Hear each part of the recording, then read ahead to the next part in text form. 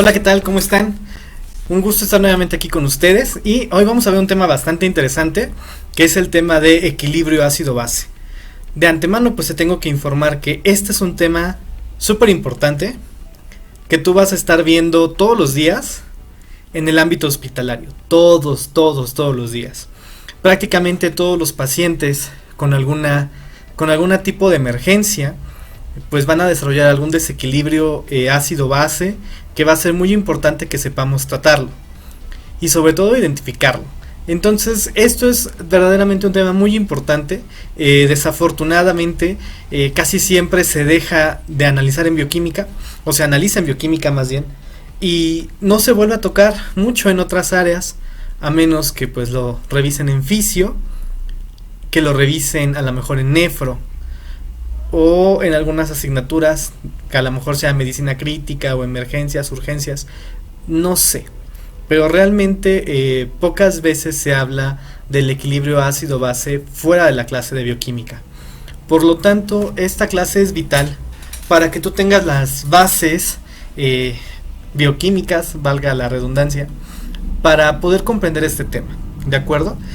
¿Por qué es importante esto? Porque las personas con algún desequilibrio con un desequilibrio ácido-base, pues se pueden morir.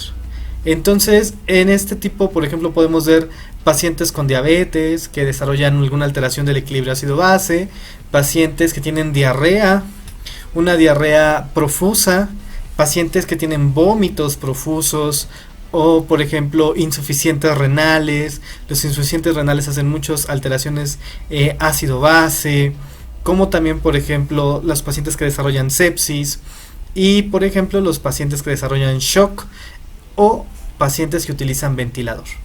¿Sale? Entonces en todos ellos pues nosotros tenemos que estar vigilando el equilibrio ácido-base, y esto es muy importante, puesto que cualquier alteración del equilibrio ácido-base va a condicionar transformaciones en las estructuras moleculares, especialmente por ejemplo proteínas, que pues forman parte de la estructura del cuerpo. Entonces, si esto se desequilibra, pues evidentemente muchas proteínas, muchas enzimas dejan de funcionar de manera correcta y por lo tanto pues se desarrolla un daño en la célula, un mal funcionamiento de la célula y por lo tanto puede desencadenar en la muerte del paciente. ¿Sale? Entonces, ya dada esta breve introducción, pues vamos a hablar del equilibrio ácido-base en los siguientes aspectos. Número 1, vamos a hablar sobre cuestiones bioquímicas generales. Vamos a ver generalidades de la química, de los ácidos, de las bases, y posteriormente vamos a traspolarlo a un sistema biológico. Vamos a traspolarlo al sistema biológico del cuerpo y cómo hace el cuerpo humano para mantener un equilibrio. ¿Sale? Entonces vamos a ver eso. Cuestiones básicas, conceptos generales de lo que es un ácido, que es una base, cómo funcionan, y vamos a ver después, ahora, a una forma aplicada a lo que es el cuerpo humano. ¿De acuerdo? Especialmente vamos a ver los mecanismos de regulación del equilibrio ácido-base. Vamos a tratarlos de manera muy general, puesto que para la comprensión total de algunos, especialmente el control renal, se requiere de un conocimiento histológico del riñón. Entonces vamos a tratarlo de manera muy general, con la idea de que tú, conforme vayas avanzando en tus estudios, por ejemplo ya cuando ya sepas fisiología renal, cuando sepas la anatomía y la histología del riñón, pues sea para ti más fácil comprenderlo, la parte del equilibrio renal. ¿Sale? Pero pues vamos a darle inicio a esto. Primero vamos a ver, como yo te decía, los conceptos generales. Número 1, vamos a empezar por definiciones. Como muy probablemente recuerden, en la clase que tuvimos de generalidades de la bioquímica o en la clase introductoria que tuvimos, hablábamos sobre un ácido y una base. Pues hay que distinguirlas, ¿no? O sea, yo creo que todos conocemos un ácido, por ejemplo, el ácido muriático que utilizamos de manera cotidiana para lavar los baños, o por ejemplo la sosa cáustica, que es una base. ¿Sale? Nosotros sabemos que es ácido y que es una base desde un punto de vista muy general. Probablemente tú recuerdes en tus clases de secundaria, preparatoria, cuando viste el ácido, pues viste que cambiaban de color ciertas sustancias químicas que se utilizan como indicadores de pH. ¿Sale? Pero pues vamos a generalizarlo lo más que podamos, de manera que tengamos el concepto claro. Hay una definición que es la que se utiliza con nosotros, hay otras dos, pero la que vamos a utilizar es la de Bronsted. ¿Sale? Hay otras dos definiciones de ácido base. Te invito a que si las conoces, las anotes en los comentarios. ¿Sale? Entonces vamos a ver la definición de Bronsted. Bronsted nos dice primero que un ácido va a ser aquella sustancia que es capaz de liberar, ay, quién sabe qué puse ahí, que es capaz de liberar protones. ¿Sale? Y los protones vamos a identificarlos con una H, que es el hidrógeno, que va a estar ionizado. O en otros términos podríamos decir que un ácido es aquella sustancia que libera iones o libera hidrogeniones. Pero para los cuates un hidrogenión es un protón. ¿Sale? Un ácido es aquella sustancia que es capaz de liberar protones. Por consiguiente, una base va a ser aquella sustancia que es capaz de aceptar protones o los captan. ¿Sale? Esta es la primera definición. Por lo tanto, podemos decir que una fórmula general, un ácido sería HA, que cuando se hace o se coloca en una solución acuosa, ya sabemos que de nuestras clases anteriores que el agua tiene la capacidad de separar o romper estos enlaces y se liberan iones. Entonces tenemos el ion hidrógeno liberado, más un radical que va a ser negativo. Entonces este pequeño hidrogenión que tenemos aquí pues será el protón que libere este ácido. ¿Sale? Y aquí vemos que hay otro ion que es negativo. Bueno, pues a este, de manera general, le vamos a llamar su base conjugada. Así se le llama. Entonces vamos a poner otros ejemplos, unos más reales. Por ejemplo, el ácido clorhídrico. El ácido clorhídrico, cuando se pone en una solución acuosa, se liberarán iones hidrógeno o el protoncito más los iones cloruro. Este ion cloruro es la base conjugada de este hidrogenión. ¿Sale? O por ejemplo podemos tener otro ácido que es por ejemplo el ácido carbónico, que cuando se disuelve libera un ion hidrógeno más el ion bicarbonato. Este bicarbonato, retomamos, será la base conjugada del ácido carbónico. Entonces esto es lo más simple del mundo. Un ácido, repetimos, es aquella sustancia que es capaz de liberar protones, mientras que una base será aquella sustancia que acepte a los protones, es decir, uno libera y otro acepta.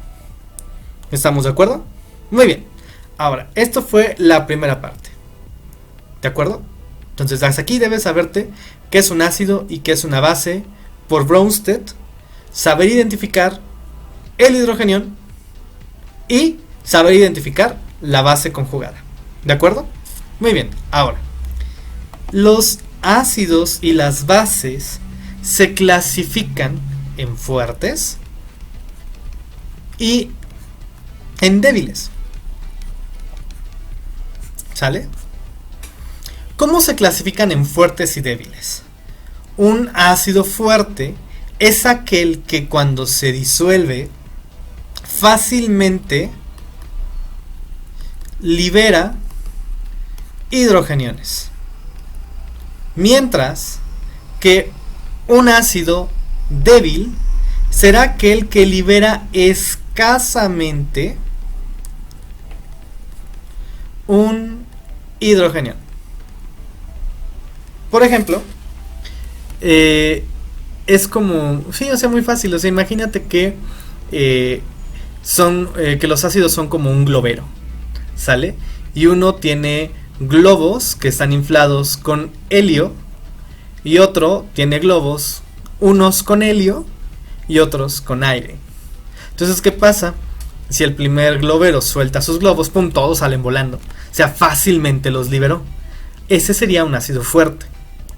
Y un ácido débil sería a lo mejor el mismo globero, pero que tiene, ven que hay algunos que tienen sus globitos de aire normal, que los andan ahí arrastrando como pelotas, y hay otros que tienen acá. Entonces si los suelta, pues unos sí se liberan, pero no todos se liberan. Entonces esa es la diferencia. Esto es muy importante en las soluciones, y eso ahorita lo vamos a ver. Ahora, ¿yo cómo puedo saber qué tan fácil se liberan los iones hidrógeno o no, qué tan fácil se liberan los iones hidrógeno? Muy fácil. Todo esto yo lo puedo saber mediante una cosa que se llama constante de ionización, ¿sale?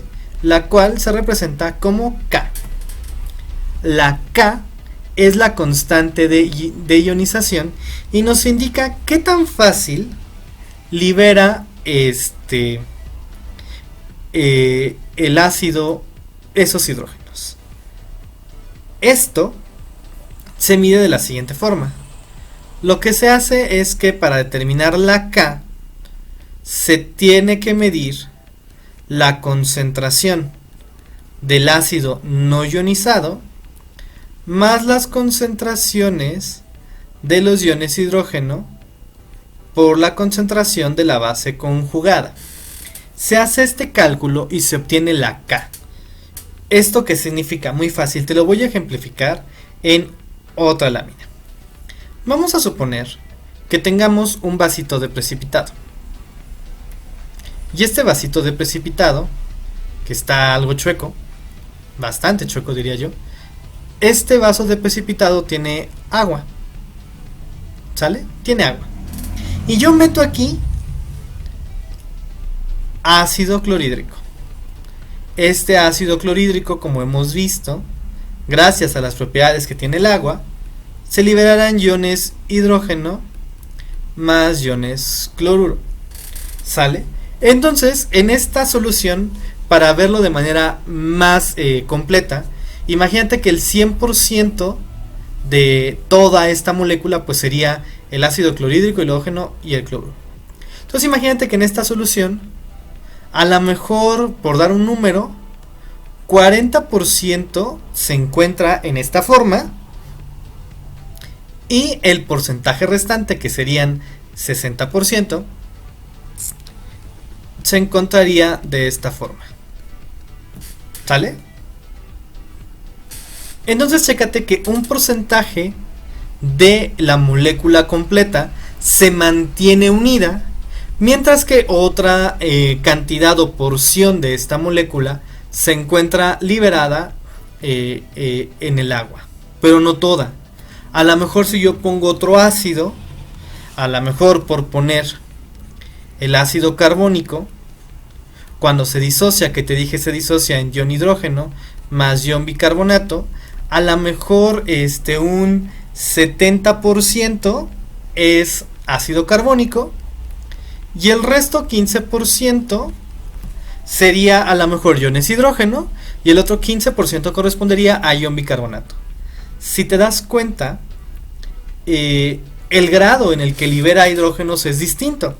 El ácido clorhídrico libera con mayor facilidad los hidrógenos y el ácido carbónico no los suelta tan fácil. Ojo, esto que acabo de hacer es únicamente por cuestiones didácticas. Los porcentajes no valen acá, ¿sale? Es más, esto nada más ponlo ahí en tu libreta, anótale. Esto solamente fue el ejemplo tarado que puso mi maestro para que yo pudiera comprender que una parte del ácido se mantiene completa sin ningún cambio y de ese ácido una pequeña porción es la que se libera en iones hidrógeno y iones cloro. Por eso es que tenemos esa fórmula. Se utilizan métodos químicos para poder determinar la concentración. Entonces lo que se hace es medir la concentración que exista de la sustancia más la concentración de los iones. Esto ya todo está calculado, o sea, la gran mayoría de estos valores ya se tienen. Ya hubo alguien que se tomó la molestia de hacer experimentos y determinar la constante de ionización de estos elementos. No es que lo vayamos a estar haciendo nosotros. ¿Sale? Solamente recordar que un porcentaje de iones hidrógeno se liberan y el otro porcentaje se va a quedar pegado en la molécula intacta. Entonces la K me va a indicar con qué tanta facilidad se ioniza o no se ioniza una sustancia. ¿Sale? Eso significa la K, única y exclusivamente. Lo vamos a ocupar nosotros como médicos, sí, para entender unas cosas, pero no es que vayamos a estar midiendo la K y demás en nuestros pacientes. No, solamente tomamos este conocimiento de la química para poder comprender un sistema biológico. ¿Sale? Entonces, recapitulemos. Un ácido es aquella sustancia que libera protones en solución. Una base es una sustancia que acepta protones en solución. A su vez, estos se subdividen o se clasifican en fuertes y débiles. ¿Cuáles son los fuertes? Los que liberan rápidamente o con mayor facilidad liberan hidrógenos. Mientras que un ácido débil será aquella sustancia que sí libera iones hidrógeno, pero no los libera todos, como que los quiere mantener pegados a él. Sale poquito a poquito, va soltando hidrógenos. Y esto yo lo puedo determinar gracias a una formulita que es la constante de ionización, la K. Y la K se calcula por el cociente de los hidrogeniones por la base conjugada entre la concentración del ácido que estemos midiendo. Eso es la K. ¿Estamos de acuerdo? Muy bien. Ahora, vamos a meternos a rollitos un poquito más interesantes. Es entonces que yo puedo también determinar qué tantos hidrógenos libera una sustancia con escalas de medición. Que todos sabemos que el pH, que si recordamos la definición que en algún momento vimos en la secundaria, en la prepa, el pH es el potencial de hidrógeno, que se conoce como el logaritmo inverso de la concentración de iones de hidrógeno en una solución. Por lo tanto, podemos saber que, de cierta manera, el pH también me indica qué tan fuerte o qué tan débil puede ser un ácido. ¿Sale? Porque obviamente un ácido que tiene pH muy bajo es una sustancia que libera iones hidrógeno con mucha mayor facilidad. Pero para todo esto, ¿cómo es que se ideó? Muy fácil. En este momento vamos a entender un poquito la escala de pH. ¿Sale?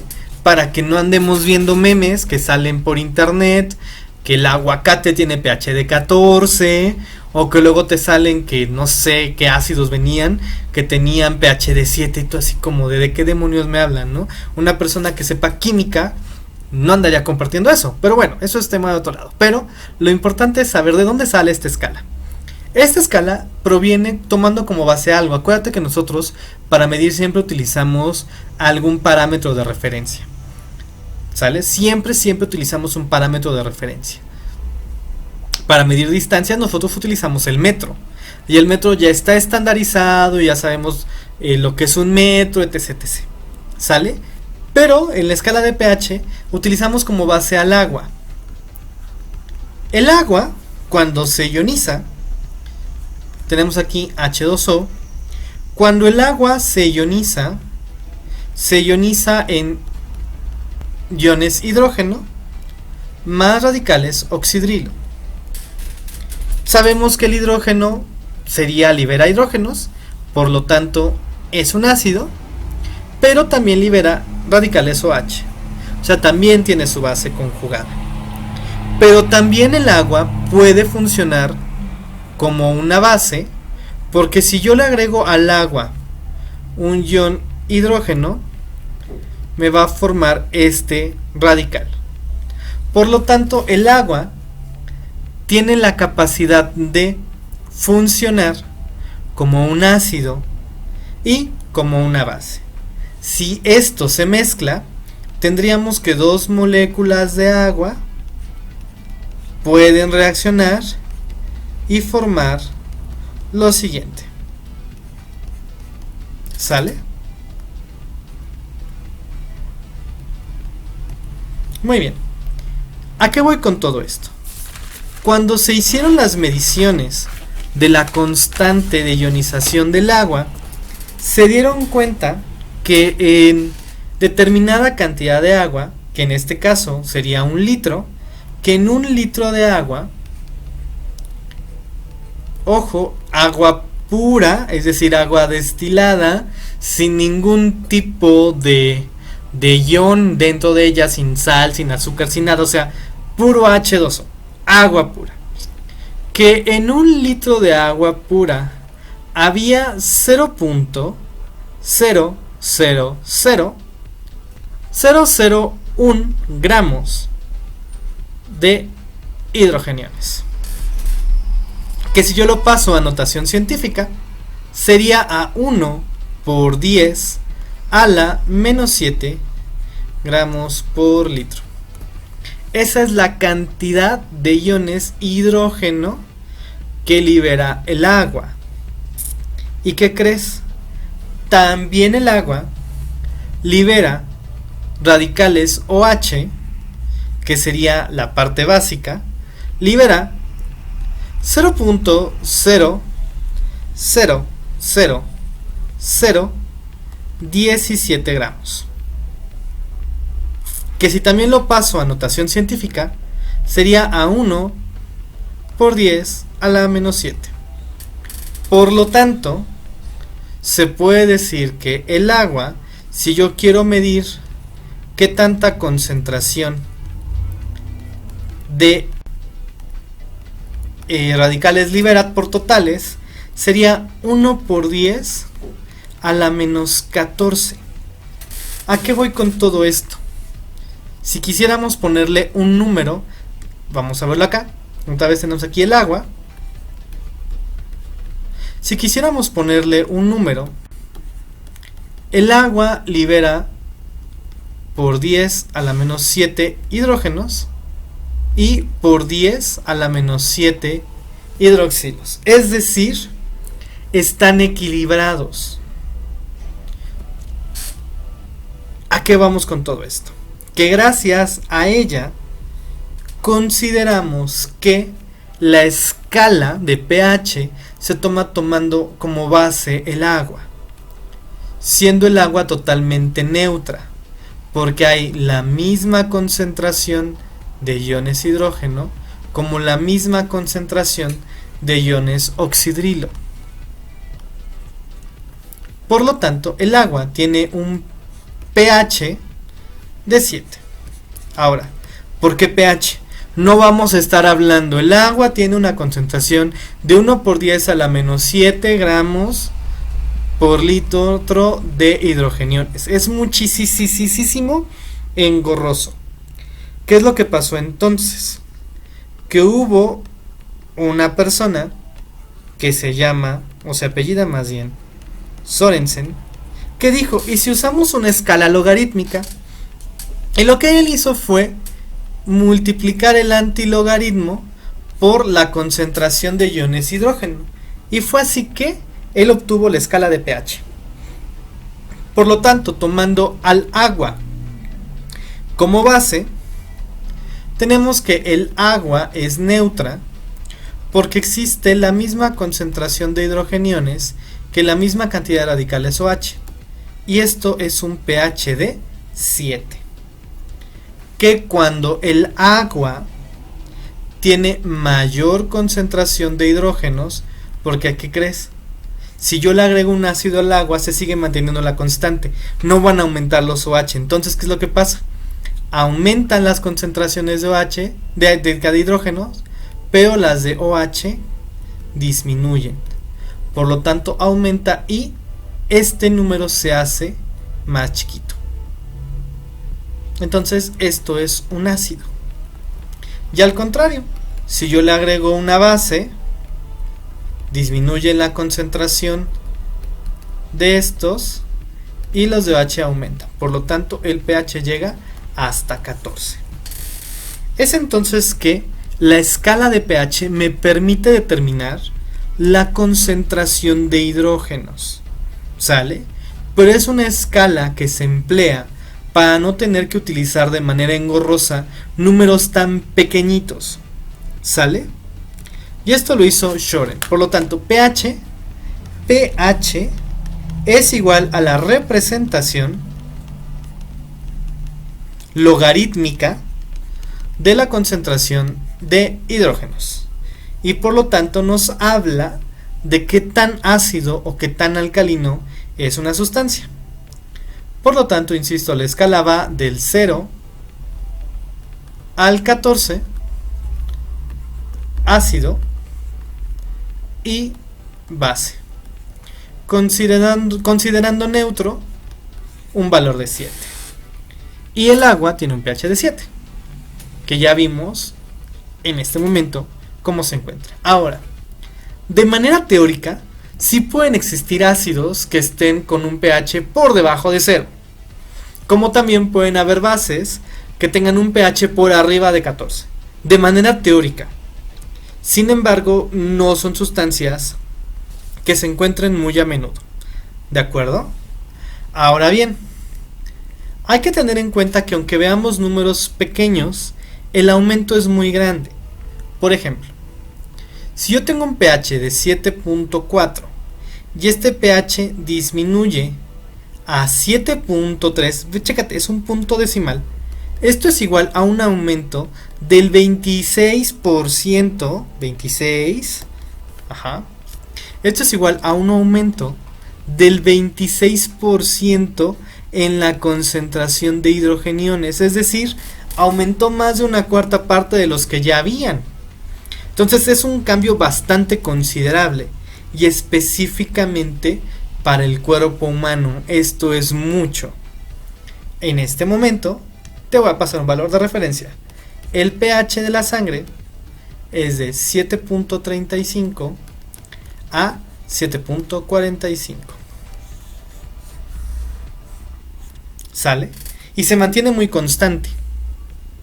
Y es entonces que pasamos al siguiente tema. Recapitulemos nuevamente. Un ácido es aquella sustancia que libera protones, de acuerdo a Bronsted. ¿Sale? De acuerdo a con qué tanta facilidad un ácido libere hidrógenos, será fuerte o débil. Se llama fuerte cuando libera rápidamente hidrógenos y se llama débil cuando no libera tan rápidamente estos hidrógenos.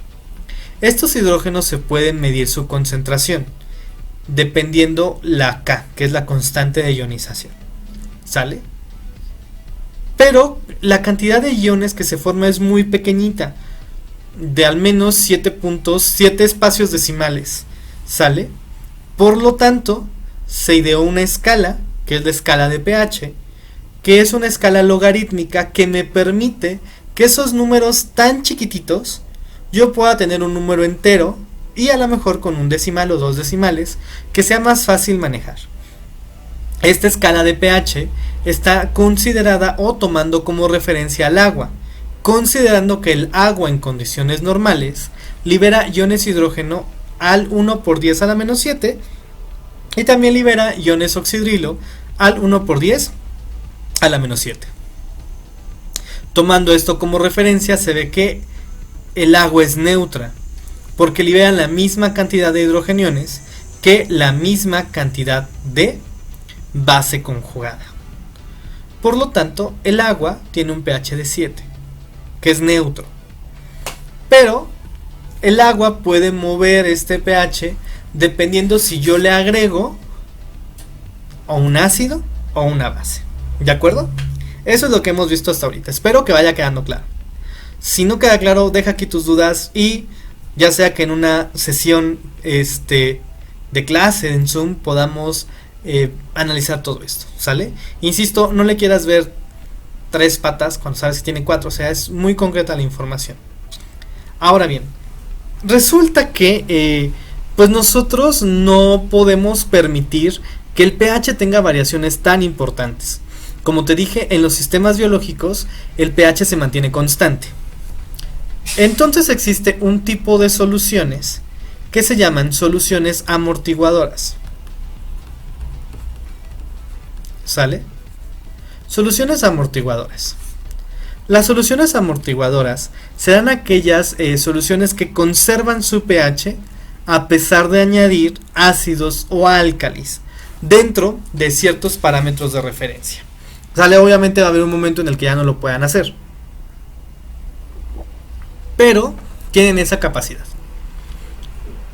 Acuérdate, solución amortiguadora es aquella solución que tiene la capacidad de mantener un pH constante a pesar de que se le agreguen ácidos o álcalis. ¿Cómo se hace una solución buffer o una solución amortiguadora? Se hace preparada con un ácido débil más su sal. ¿Cómo que su sal? Muy fácil. Vamos a poner un ejemplo. Aquí hay un ácido, que es el ácido acético, que te voy a decir desde entrada que el ácido acético es un ácido débil. Sí libera hidrogeniones, pero los libera pobremente, parcial, no los libera completos. ¿Sale? Y vamos a agregarle su sal, que sería en este ejemplo el acetato de sodio. ¿Qué es lo que ocurre entonces? El acetato de sodio va a liberar iones sodio, va a liberar iones acetato, y pues se supone que este libera hidrógenos y también libera iones acetato. ¿Sale? Muy bien. ¿Qué es lo que ocurre? Si esto fuera una solución y yo le agregara ácido clorhídrico, cuando el ácido clorhídrico se mete acá, va a haber un hidrógeno extra que inmediatamente se va a pegar a esta base conjugada que se encuentra solita y va a formar más ácido carbónico, que diga ácido acético, ¿sale? Se forma más ácido acético. ¿Y qué pasa entonces? Como se forma más ácido acético, empieza como un sube y baja, donde este ácido acético va a buscar su equilibrio. Retomemos, su equilibrio lo va a tomar nuevamente de su constante de ionización. Entonces yo puedo ir agregando hidrógenos, y estos hidrógenos van a ser captados por estos acetatos.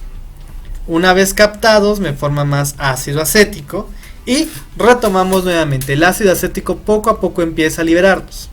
Por eso debe haber una sal correspondiente. ¿Sale?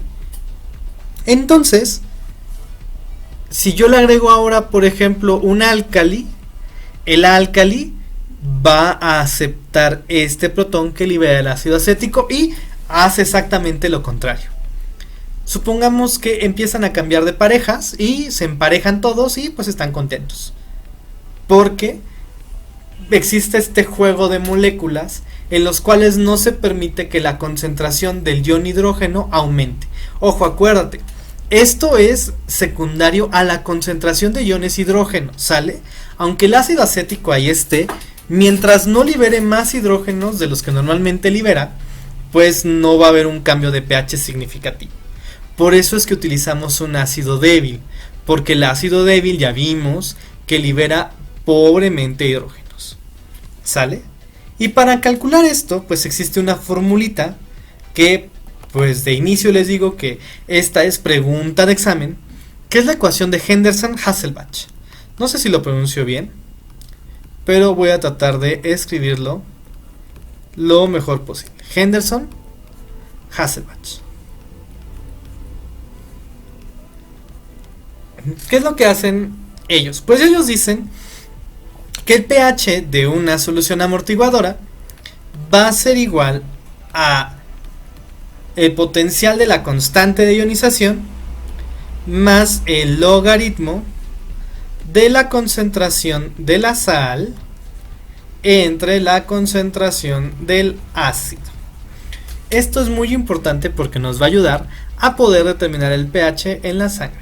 Obviamente lo vamos a modificar un poquito la ecuación de Henderson-Hasselbalch, pero esta ecuación nos permite conocer el pH que va a tener esta solución que yo acabo de preparar. ¿Sale? Eso es lo importante. Y hasta aquí quedamos con los principios básicos de el equilibrio ácido-base. ¿Estamos de acuerdo? Espero que esta clase haya sido de tu agrado, porque en el siguiente video vamos a ver la regulación del pH de los líquidos biológicos, y para que puedas comprenderlo pues necesitas tener estos conceptos básicos muy en claro. ¿Sale? Entonces, recapitulando, después de este video tú debes de saber definir ácido y definir una base de acuerdo a Bronsted. Debes saber qué es un ácido débil y por qué es un ácido fuerte. ¿Sale? 3. Debes de saber que la constante de ionización, ¿qué te indica? ¿Qué nos indica la constante de ionización? Siguiente, que es D. Tú tienes que tener en este momento el concepto de qué es una solución, no, antes de la solución amortiguadora, qué es la escala de pH y qué nos ayuda a determinar. ¿Qué nos determina la escala de pH? Número 5, qué es una solución buffer y cómo se prepara. Y por último 6, cómo es que una solución buffer mantiene un pH constante. Todo eso lo expliqué en el video, y al finalizar pues debes de saber identificar estos 6 puntos. Una vez identificados estos 6 puntos, te invito a ver el siguiente video, porque en el siguiente video vamos a ver de manera química, no vamos a meternos a tantos detalles fisiológicos, cómo se lleva a cabo la regulación del pH para que puedas hacer una actividad con un caso clínico que yo estoy seguro que vas a poder resolver perfectamente. ¿Sale? Pues cuídate mucho y estamos en contacto. Bye bye.